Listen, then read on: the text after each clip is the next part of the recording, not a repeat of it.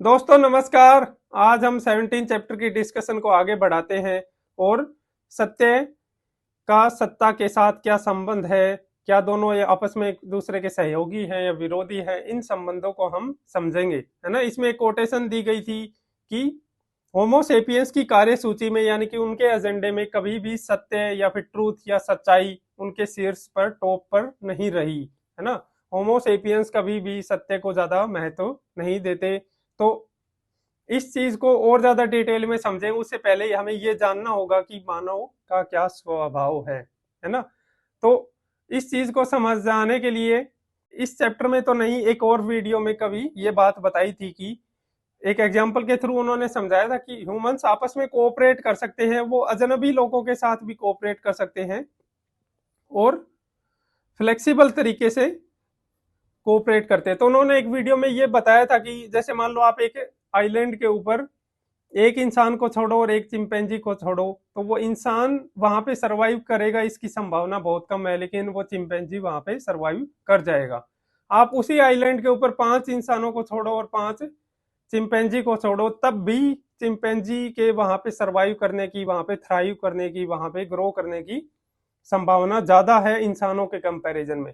लेकिन अगर आप वहां पे 100 इंसानों को छोड़ दो या 1000 इंसानों को छोड़ दो और एक दूसरी तरफ 100 चिंपैंजी को छोड़ दो, तब गेम पलट जाएगा, क्योंकि अब वो 100 इंसान कोऑपरेट करके उनकी पावर, कोऑपरेशन की वजह से जो पावर आएगी वो बहुत ही ज्यादा होगी और अब उनकी वहां पे सरवाइव करने की, वहां पे थ्राइव करने की, वहां पे प्रगति करने की संभावना बहुत ही ज्यादा है ना।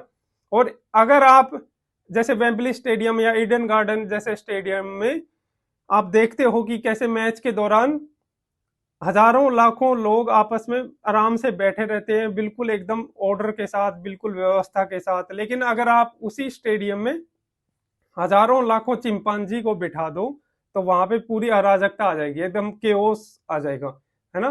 क्योंकि वो हजारों लाखों चिंपैंजी वहां पे एक व्यवस्था में नहीं बैठ सकते, क्योंकि वो आपस में जब तक दूसरे को जानते नहीं तो वो वहां पे शांति से बैठ नहीं सकते, वो कोऑपरेट नहीं कर सकते। लेकिन वहां पे हजारों लाखों इंसान बैठे हैं, वो एक दूसरे को जानते नहीं, फिर भी वो शांति से ऑर्डर बनाते हुए, व्यवस्था बनाते हुए बैठे हैं, है ना। तो वो हजारों लाखों व्यक्ति आपस में सहयोग कर रहे हैं। उनको पता है कि ये मैच उनको देखना है, उनकी ये सीट है, इस सीट पे बैठे रहना है, इतने टाइम तक बैठे रहना है ना। तो इस तरह से ये इंसानों की ये कोऑपरेशन करने की जो पावर है, वो भी अजनबी लोगों के साथ, उन्होंने इसी ने उनको पृथ्वी ग्रह का स्वामी बनाया है ना। इतना ही नहीं, हम अजनबियों के साथ सहयोग ही नहीं करते, बल्कि ये सहयोग काफी लचीला भी है ना, इसमें फ्लेक्सिबिलिटी भी हमेशा रहती है। इसका उन्होंने एक और एग्जांपल दिया था कि जैसे मधुमक्खियां हैं, वो भी बड़ी संख्या में सहयोग करती है, कोऑपरेट करती है, लेकिन उन मधुमक्खियों की जो कोऑपरेशन की जो एक व्यवस्था है, जो ढांचा है कि भाई एक रानी मधुमक्खी होगी, उसमें कुछ वर्कर मधुमक्खी होगी, वो व्यवस्था आज से 5,000 साल पहले, 50,000 साल पहले भी वैसी की वैसी थी और वैसी की वैसी आज है ना। वहां पे ऐसा नहीं है कि कोई मार्क्स नाम की कोई मधुमक्खी आई और उसने कहा कि सारी मजदूर मधुमक्खियों तुम एक हो, है ना, तुम क्रांति करो। वहां ऐसा कुछ भी नहीं हुआ, ना कभी होगा। लेकिन इंसानों ने अपने आप को अलग अलग व्यवस्थाओं में अलग अलग तरीके से डाला है। जैसे 1947 से पहले इस भारतीय उपमहाद्वीप के सारे लोग एक ही देश के अंदर आते थे, लेकिन 1947 के बाद अलग देश बने, है ना। इसी तरह से कभी साम्यवाद के अंदर, कभी उदारवाद के अंदर, कभी गांधीवाद के अंदर लोगों ने अपने आप को संगठित किया है, एकजुट किया है ना। तो ये जो चीजें हैं, ह्यूमन अजनबियों के साथ सहयोग करे और फ्लेक्सिबिलिटी के साथ सहयोग करे, ये ह्यूमंस ही कर सकता है, बाकी और कोई जीव इस धरती पे नहीं कर सकता। और इसी वजह से ह्यूमन है वो इस धरती का स्वामी है ना। लेकिन वो कैसे कोऑपरेट कर सकता है, कैसे वो कोऑपरेट और फ्लेक्सिबल तरीके से अजनबियों से सहयोग कर सकता है, इसके 3 कारण हैं। पहला है कि इन्वेंट करना, है ना। इन्वेंट क्या करना? फिक्शन को इन्वेंट करना, कहानियों को इन्वेंट करना, किस्से, कहानियां, ये सारी चीजें हम इन्वेंट कर पाते हैं। नए नए किस्से गढ़ सकते हैं, नई नई कहानियां बना सकते हैं, उन कहानियों को फैला सकते हैं, प्रसारित कर सकते हैं, दूसरे इंसानों तक पहुंचा सकते हैं। और तीसरा है कि हम उन कहानियों पे लोगों का विश्वास भी जगा सकते हैं कि ये कहानी ऐसे ऐसे है, तो लोग उसके ऊपर विश्वास भी कर सकते हैं। तो जब ये तीनों चीज हो जाती है, एक कहानी को इन्वेंट किया, उस कहानी को प्रसारित किया, जैसे कार्ल मार्क्स ने कहानी बनाई साम्यवाद, उस साम्यवाद की कहानी को पूरी दुनिया में फैलाया गया, और जब लोगों ने उसके ऊपर ट्रस्ट किया कि हाँ भाई मजदूरों की सत्ता आनी चाहिए, मजदूरों को क्रांति करनी चाहिए, तो उन्होंने 1917 में जारशाही शासन व्यवस्था को उखाड़ फेंका। तो यहाँ पे कितनी बड़ी शक्ति उनके हाथ आई, इसी किस्से को इन्वेंट करने की, प्रसारण करने की और उस पर ट्रस्ट करने के कारण, है ना। तो इसलिए कहा गया है कि fiction has been one of the most effective tool in humanities tool box, यानी कि फिक्शन है या गल्प है या कहानियां हैं, वो मानवता के औजारों के बक्से में सबसे कारगर औजारों में से एक रहे हैं। इसी ने इंसानों को पृथ्वी ग्रह का स्वामी बनाया है, इसी ने व्यक्ति इंसानों को एकजुट किया है ना। तो ये चीज है जो इंसान ही कर सकते हैं, इसी वजह से यहाँ पे भी ये भी चीज भी कही गई है। अगर इंसान इन कहानियों पे, किस्सों पे विश्वास नहीं करे तो इंसान कभी सरवाइव नहीं कर पाए, कोऑपरेट नहीं कर पाए और शक्तिशाली नहीं बन पाए। अब इसी चीज को और आगे अगर बढ़ाएं तो जैसे आधुनिक जगत के जो मीडिया जादूगर हैं, मीडिया मैजिशियन जोसेफ गोएबल्स, है ना, ये जोसेफ गोएबल्स हिटलर का जो इनर सर्कल होता था, उस इनर सर्कल के एक प्रमुख व्यक्ति थे। ये मीडिया के जादूगर थे। इन्होंने एक बार बोला था कि आप एक झूठ को एक बार बोलो तो वो झूठ ही रहेगा, लेकिन अगर आप उसको 1000 बार बोलोगे तो वो झूठ सच बन जाता है, लोग उसको सच मान लेते हैं ना। यानी कि आपने एक झूठ इन्वेंट किया, उसको, उस झूठ को प्रसारित किया, और बार बार आपने उस झूठ को बोला, तो लोग उसके ऊपर ट्रस्ट करने लगेंगे और फिर वो एकजुट हो जाएंगे। तो इसी कंसेप्ट का यूज किया जोसेफ गोएबल्स ने और नाजी सत्ता को मजबूत बनाया, और वहां पे हिटलर की तानाशाही आई। हिटलर ने भी अपनी आत्मकथा मेन कम्फ में कहा है कि प्रचार की या फिर प्रोपेगेंडा की जो विलक्षण तकनीक है वो तब तक कामयाब नहीं होगी जब तक एक ही सिद्धांत को आप बार बार न दोहराएं, है ना। तो एक सिद्धांत को लो और उसे बार बार इतनी बार दोहराओ कि वो व्यक्तियों को उसको वो सच ना मान ले, है ना। तो ये एक चीज है कि जब हम झूठ को बार बार प्रसारित करते हैं तो लोग उसके ऊपर ट्रस्ट करने लग जाते हैं, और वो फिर एकजुट हो जाते हैं, किसी व्यक्ति को अपनी एक तरह से आजादी तक भी सौंप देते हैं। इसी संदर्भ में यहाँ पे एक और बात कही गई है कि अगर 1000 लोग एक चीज को माने, है ना, जैसे हमने पिछले कल डिस्कस किया था कि कैसे मजहब है या धर्म है, उसकी किस्से कहानियां भी एक फिक्शन है, गल्प है, लेकिन उन पे लोग विश्वास करते हैं। तो ये यहाँ पे कहा गया कि अगर 1000 लोग एक चीज पर 1 महीने तक विश्वास करे तो वो झूठ ही रहेगा ना, वो कहानी ही बनी रहेगी, वो झूठी ही रहेगी। लेकिन अगर करोड़ों लोग एक किस्से या एक कहानी पर 1000 साल तक विश्वास करे तो वो झूठ, वो बन जाता है मजहब, है ना, वो धर्म बन जाता है, मजहब बन जाता है।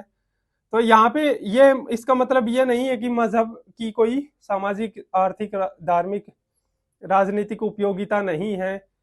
बस बात ये है कि वो मजहब में जो भी किस्से हैं, कहानियां हैं, वो सिर्फ किस्से और कहानियां हैं।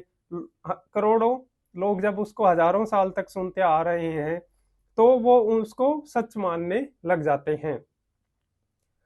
तो मजहब भी कहीं ना कहीं इसी चीज का सहारा लेते हैं, वो किस्से कहानियों में लोगों को विश्वास करके वो एकजुट करते हैं, उनको एक ही छतरी के नीचे लेके आते हैं, है ना। लेकिन फिर कुछ लोग ये बोलेंगे कि मानव कोऑपरेट करता है, तो कुछ लोग बोलेंगे कि अगर मानव झूठ का सहारा लेके कोऑपरेट करता है, लोगों को एकजुट करता है, तो कहीं ना कहीं वो झूठ कभी ना कभी बाहर आएगा, और जब वो झूठ बाहर आएगा तो लोगों को ये झूठ का पता लगेगा और वो अपने आप ही उस झूठ को नकार देंगे, है ना। और हो सकता है वो झूठ जब बाहर आए तो लोगों को कमजोर भी बना दे, है ना, फिर वो कोऑपरेट नहीं करेंगे। तो यहाँ पे ये चीज समझाई गई है कि लोगों का जो कोऑपरेशन है, मानव का जो सहकार है, उसकी जो पावर है, वो एक नाजुक बैलेंस पे डिपेंड करेगी, नाजुक संतुलन पे डिपेंड करेगी। वो नाजुक संतुलन क्या है कि अगर आप फिक्शन को यानी कि गल्प को बहुत ज्यादा विकृत कर देते हैं, है ना, आपने कोई कहानी गढ़ी, उस कहानी को आपने इतना विकृत कर दिया कि वो अव्यवहारिक हो गई, आपको उसने कमजोर ही बना दिया, तो वो काम नहीं कर पाएगी। वो फिक्शन आपका फेल होना ही होना है। अगर उसने आपको अव्यवहारिक तरीके से कार्य करने को मजबूर किया और उस आपको कमजोर बना दिया। इसका उदाहरण अगर हम देखें, जैसे मॉडर्न हिस्ट्री में शायद संथाल विद्रोह था, जनजातियों का जो विद्रोह होते थे, उसमें ऐसे झूठ एक बोला जाता था कि अंग्रेजों की जो बंदूकें हैं वो पानी बन जाएगी और हमारे तीर कमान आग उगलने लगेंगे। तो इस तरह के जो झूठ और गल्प अव्यवहारिक तरीके से जब फैलाए गए, तो वो फिर उसका बहुत ही ज्यादा दुष्परिणाम आए और वो सारे विद्रोह फेल कर गए, है ना, कि अंग्रेजों की बंदूक है वो पानी बननी नहीं थी और वो बनी भी नहीं, और उन्होंने उनको बुरी तरह से, एक तरह से मौत के घाट उतारा। तो इस तरह की अगर कोई काल्पनिक और फिक्शन या फिर गल्प आप गढ़ते हो, तो वो आपको कमजोर बना देगी। इसके और भी कई सारे उदाहरण है इस बुक में, जैसे दिया गया था माजी माजी विद्रोह पूर्वी अफ्रीका में हुआ था, या फिर 2000 साल पहले यहूदियों का विद्रोह हुआ था रोमन एम्पायर में। तो यहूदियों ने कहा कि ईश्वर आके लड़ेगा उनके पक्ष में, लेकिन ऐसा कुछ होना नहीं था, ना ही हुआ, और यहूदियों को का वो विद्रोह क्रूरता से दबा दिया गया रोमन एम्पायर के द्वारा। तो इस तरह की अगर आप अव्यवहारिक कल्पना करोगे जो आपको कमजोर बना दे, तो वो फिक्शन आपको कमजोर कर देगा, आपको ताकतवर नहीं बनाएगा। वो आपकी कोऑपरेशन की शक्ति को एक शक्ति ना बना के आपकी कमजोरी बना देगा। लेकिन अगर दूसरी तरफ आप सिर्फ सत्य से ही चिपके रहते हैं, सिर्फ वास्तविकता से ही चिपके रहते हैं, आप सिर्फ फैक्ट और ट्रुथ की बात करेंगे, तो थोड़े से लोग ही आपका अनुसरण करेंगे, थोड़े से लोग ही आपकी बातों को मानेंगे, है ना। तो आपको इन दोनों के बीच में बैलेंस बनाना है। अगर आप सिर्फ ट्रुथ से चिपके रहेंगे तो लोग आपको फॉलो नहीं करेंगे, अनुसरण नहीं करेंगे, तो आपकी शक्ति वैसे कमजोर हो जाएगी, है ना। और अगर आप फिक्शन का इतना ज्यादा सहारा लेते हैं कि उसने आपको अव्यवहारिक बना दिया, कमजोर बना दिया, तो भी आपकी शक्ति कम हो जाएगी। आपको इन दोनों के बीच में बैलेंस बनाना है, तभी कोई मानवीय कोऑपरेशन एक शक्ति का रूप ले सकता है। इसी के और उदाहरण देखें तो पैसा है, पैसा भी एक फिक्शन है जो कोऑपरेशन बढ़ाता है ना। पैसा जैसे भारतीय करेंसी है, भारतीय रुपया है, वो 40 करोड़ लोग विश्वास करते हैं, जिससे सारी आर्थिक गतिविधियां भारत की चलती है, क्योंकि वो उस कागज के टुकड़े में विश्वास करते हैं, है ना। इसी तरह से खेल है, खेल के उदाहरण अगर हम ले, जैसे क्रिकेट, क्रिकेट भी तो एक फिक्शन है ना, खेल है, खेल के नियम तो इंसानों ने गढ़े हैं, वो कोई वास्तविक सत्ता या वास्तविक नियम नहीं है ना।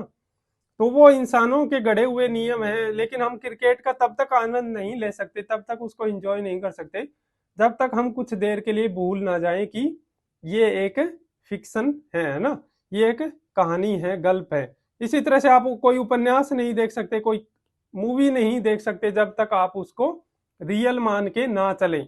अगर आप उसको माने कि ये कहानी है, तो आप उपन्यास पढ़ नहीं सकते। जैसे गोदान है, गोदान पढ़ते टाइम आप उसमें इस तरह से डूब जाते हैं कि वो एक सच्ची कहानी है होरी नामक एक किसान की, लेकिन अगर आप उसको फिक्शन मान के पढ़ेंगे तो आप उसे पढ़ ही नहीं पाएंगे।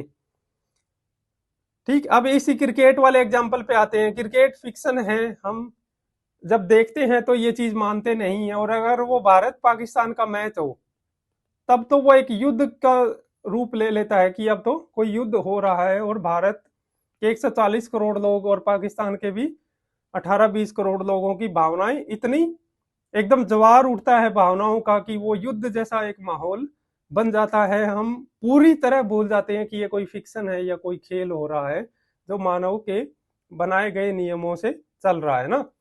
तो इस तरह से क्या होता है कि वो भारत पाकिस्तान का जो मैच हुआ, उसने भारत के 140 करोड़ लोगों को अपनी पहचान भुला दी।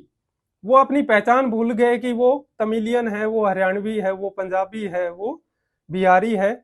वो अपनी सारी इन सारी पहचानों को भूल के एक पहचान के अंदर सिमट गए कि वो भारतीय है। या फिर युद्ध के टाइम भी जब वास्तविक युद्ध होता है तब भी ऐसी चीजें होती है। तो ये चीज है जो लोगों को एकजुट करती है। क्रिकेट या फिर कोई भी खेल लोगों को एकजुट करने में, उनकी पहचान को एक बनाने में भी मददगार होता है। यहाँ पे कोट दी गई थी कि इंसानों में एक काबिलियत है कि वो किसी चीज को जान ले, और ये भी काबिलियत है कि वो उस चीज को ना जाने, है ना। लेकिन ज्यादातर समय इंसान किसी चीज को न जानने का प्रयास ही करते हैं ना, वो जानने का उसे प्रयास करते ही नहीं। उदाहरण के लिए पैसा, पैसे को हम इस्तेमाल करते रहते हैं और कभी ये नहीं सोचते कि ये निरर्थक कागज का एक टुकड़ा है ना। हम उसे वास्तविक मान के ही हमेशा यूज करते हैं, हम उसे इग्नोर करते रहते हैं। इसी तरह क्रिकेट का खेल देखते टाइम भी हम ये जानने का प्रयास ही नहीं करते कि ये फिक्शन है, ये एक गल्प है। तो ये यहाँ पे कोट दी गई थी, आप इस कोट का इस्तेमाल अपने निबंध में कर सकते हो। अब आता है कि सत्य और सत्ता के बीच में क्या संबंध है। अभी हमने देखा कि इंसान कोऑपरेट नहीं कर सकता अगर वो फिक्शन का सहारा नहीं ले, और अगर वो सिर्फ ट्रुथ से चिपका रहेगा तो वो कोऑपरेट नहीं कर पाएगा। थोड़े ही लोग हैं उसके वो साथ आएंगे। तो इसी तरह से सत्य और सत्ता का जो संबंध है वो ज्यादा दूर तक चलता नहीं है। सत्य और सत्ता आपस में एक दूसरे के साथ बहुत ज्यादा दूर तक चलेंगे नहीं। अगर वो आपको सत्ता चाहिए, अगर आपको पावर चाहिए, तो आपको फिक्शन का सहारा लेना पड़ेगा, ट्रुथ का साथ छोड़ना पड़ेगा। क्योंकि सत्ता चाहिए, पावर चाहिए, पावर चाहिए तो लोगों को एकजुट करना पड़ेगा, और एकजुट करना है तो वहां पे सत्य की बजाय आपको किस्से कहानियों का सहारा लेना पड़ेगा। जैसे ट्रंप इलेक्शन में क्या बात हुई कि मेक अमेरिका ग्रेट अगेन, है ना। तो इस तरह के कुछ फिक्शन गढ़ने पड़ेंगे। अमेरिका फर्स्ट का नारा दिया गया है, या फिर भारत में भी अलग अलग चुनावों में इस तरह के नारे दिए जाते हैं। ऐसे फिक्शन गढ़े जाते हैं, ऐसे सपने दिखाए जाते हैं, ऐसे कहानियां बनाई जाती है कि वो सच हो जाएगी। तो इसीलिए सत्ता को फिक्शन का सहारा लेना पड़ता है। लेकिन अगर आपको सत्य चाहिए, आपको ट्रुथ चाहिए, तो आपको कहीं ना कहीं सत्ता को अस्वीकार करना पड़ेगा। ठीक, तो इसी तरह सत्य और सत्ता, ट्रुथ और पावर एक दूसरे के साथ ज्यादा दूर तक चलेंगे नहीं। सत्ता अगर आपको चाहिए तो आपको फिक्शन का सहारा लेना पड़ेगा, और अगर आपको सत्य चाहिए, ट्रुथ चाहिए, तो आपको सत्ता को, अथॉरिटी को, पावर को अस्वीकार करना पड़ेगा।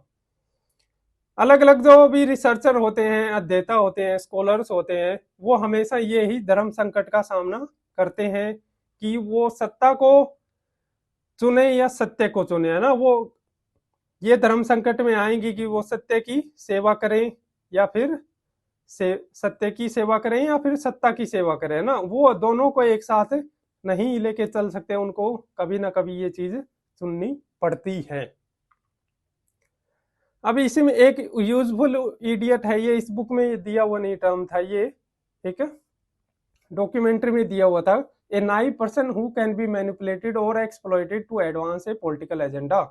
तो यानी कि जो कहानी बनाई है, जो फिक्शन बनाया है, उस फिक्शन को लोगों तक प्रसारित करने के लिए, आपके पॉलिटिकल एजेंडा को आगे बढ़ाने के लिए एक ऐसा भोला भाला इंसान उसका उपयोग करना, ये एक यूजफुल इडियट है ना। तो आप इस टर्म का कहीं पे यूज कर सकते हो, आप जानते हो कि ये किस कंटेक्स्ट में, आज के कंटेक्स्ट में कैसे रेलेवेंट है। तो ये चीज हमने देखी, ये अभी जो हमने समझी थी कि सत्य और सत्ता आपस में दूर तक चलते नहीं है, तो ये चीज यहाँ पे लिख के दी गई है, आप इसका स्क्रीनशॉट ले सकते हो। अब आता है कि सीक्रेट ऑफ पावर क्या है। तो सीक्रेट ऑफ पावर ये है कि आपको अपना जो संगठन है वो सत्य से ऊपर रखना पड़ेगा, उसको ट्रुथ से ज्यादा पहले प्रायोरिटी देनी पड़ेगी। आपका संगठन ट्रुथ से पहले जब आएगा तभी आप ज्यादा शक्तिशाली सत्ताएं स्थापित कर पाओगे। मनुष्य जाति ने हमेशा सत्य की कीमत पर ही सत्ता को प्राप्त किया है और उसे प्रायोरिटी दी है ना। इसके अलावा एक और बात कही गई है कि हम दुनिया को समझने की बजाय उसे नियंत्रित करने में ज्यादा समय और ज्यादा ऊर्जा खर्च करते हैं। हमारा उसमें समझने में कोई ज्यादा इंटरेस्ट होता नहीं है, हम उसे नियंत्रण करने में, कंट्रोल करने में ज्यादा एनर्जी, ज्यादा समय खर्च करते हैं। और जब भी हम समझने का भी प्रयास करते हैं तब भी हमारा ऑब्जेक्टिव यही होता है कि हम उसे ज्यादा बेहतर तरीके से कंट्रोल कर पाएं। जैसे ब्रिटिश जब भारत में आए तो ब्रिटिश ने भारत का इतिहास पढ़ा, यहाँ की संस्कृति के बारे में जाना, और ये सारे धर्म, संस्कृति, लोगों की भाषा और ये सारी चीजें समझी, इतिहास को समझा, अलग अलग खुदाई करी। अशोक को भारतीय जानते ही नहीं थे, अंग्रेजों ने बताया। तो ये सारी चीजें उन्होंने समझी क्योंकि वो भारत को ज्यादा बेहतर तरीके से नियंत्रित करना चाहते थे, यहाँ पे ज्यादा टाइम तक रूल करना चाहते थे। तो उनका भी उद्देश्य भारत को समझने के पीछे यही था कि भारत को ज्यादा बेहतर तरीके से कंट्रोल कर पाए। तो यहाँ पे हरारी कहते हैं कि अगर आप ऐसे समाज का सपना देखते हो जिसमें सत्य का बोलबाला हो, मिथक की उपेक्षा हो, तो आपको सेपियंस से ज्यादा उम्मीद नहीं करनी चाहिए। If you dream of a society in which truth prevails and myth is ignored, you should not expect much from sapiens.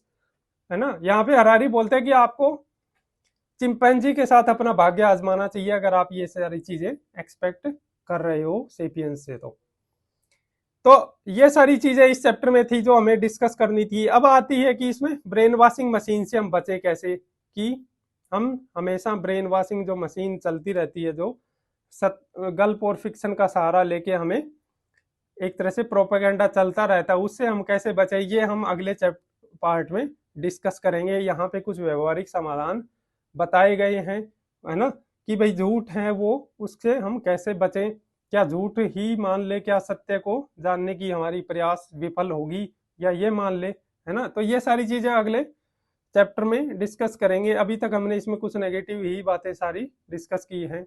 अगला जो सॉल्यूशन वाला पार्ट है वो भी काफी इंपॉर्टेंट रहने वाला है, और फिर हम देखेंगे कि इसको निबंध में किस तरह से इस्तेमाल कर सकते हैं। Thank you very much.